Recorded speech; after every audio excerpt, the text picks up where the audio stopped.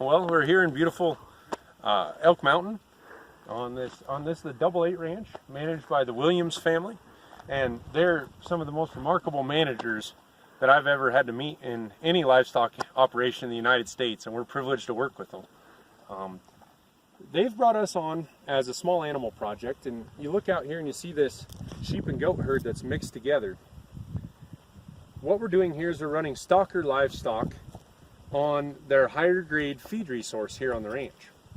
On the sides of the ranch here, the riverbank, this is the Medicine Bow River, there are brush patches that go up and down the sides of the hills. And as you can see, they raise pretty extensive haylands on the meadows both above and below. They have this belt corridor of brush that grows. And that's basically a feed resource that they were unable to use in any sort of... So you're talking between the willows and the tops of the hills? That's right. Okay. That's right. And look in this direction is all stuff that we've already been through and grazed with these.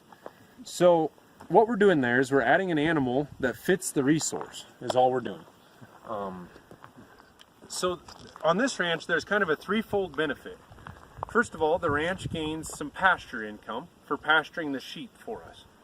Secondly, the ranch gains the ownership of these goats. They're running a stocker animal that as it increases in weight becomes more valuable.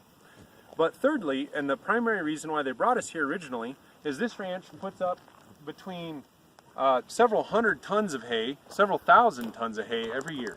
And they sell it for very high valuations to feed stores all across the United States, and especially as the Front Range. And it's horse quality hay.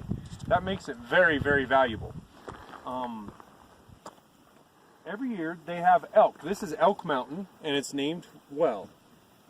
Elk pour off of the mountains, and as you can see, the snowy mountains come right up here to our south, and those elk would pour off onto their hay meadows, and in one night where they had not previously been, they might devastate a couple hundred tons of hay forage. And we're talking big herds, 400 or 500 elk pouring in, if not more, and they'll just spend the night there and just wreck it. And that's hay that they can't ever harvest or get. And in Wyoming, you're unable to manage the game to too much of an extent. They're the people's animal, as probably they should be. And so the entire state of Wyoming owns those. So you can't go out and shoot the elk or anything like that. So you've got to be very careful how you manage. Some research out of Deseret Land and Livestock in Woodruff, Utah, that was done with sheep herds, found out more or less by accident, to my understanding, that wherever sheep herds were, the elk weren't, if that makes sense. And so as you look at the upper meadows of the place up there, those are really bad because they're right against the mountains, and the elk would start pouring on about the 4th of July, and that's right when their really fast growth is occurring and the feed quality is very high. Well, so what we've done is we bring in these sheep herds and we try to go around just the edge, just like we are here, of the hay meadows, and wherever we are, the elk are not. And we don't know why exactly. We believe it to be a combination of that the elk really don't like the sheep, the smell of them or whatever, or maybe they're just a different animal. They also don't like the guard dog and the presence of a herder. So we'll have a herder in the camp here. He'll have his bed ground, and then there's the white dog you see over there against the camper. And she barks all night long, keeping off predators and other things, doing her job. Apparently, the combination of all those means that right here, for about a mile, the elk are not coming in right now. We're not seeing elk. So wherever they have an elk problem, we will move this herd within reason. We can be, 5 to 6 miles of movement in a day. And then once we're at that area, we will stay there until they're having an elk problem in another place, or we've depleted the feed resource. Because the second benefit, and kind of the hidden deal, is that we're using this browse, this extra feed resource on the ranch. So we move as frequently as possible. So as you see these, this is probably antelope bitterbrush, and it would have all been full foliage with flowers and leaves when we moved in here, and it's completely stripped of all vegetation. And you can see the snowberry there and the other brush, skunk bush, sumac, and it's all been stripped. And even down in the willows, as tall as the goats can eat, they've used it.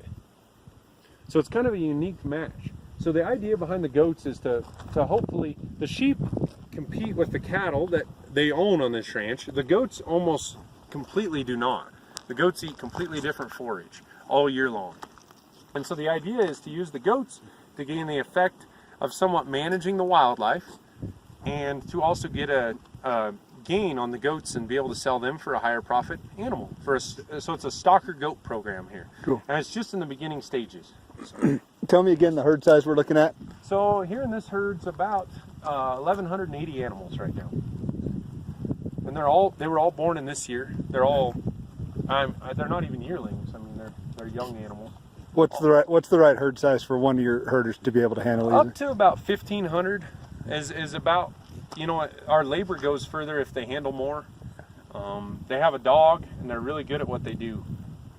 But as they start to get more than that, they start to not do as good of a job on health and things like that. They're starting to have to chase it too hard. So, you know, and on the flip side, if we get down to, we've herded as small as 400 or 500 head, and that's really hard to sustain that and budget that. So.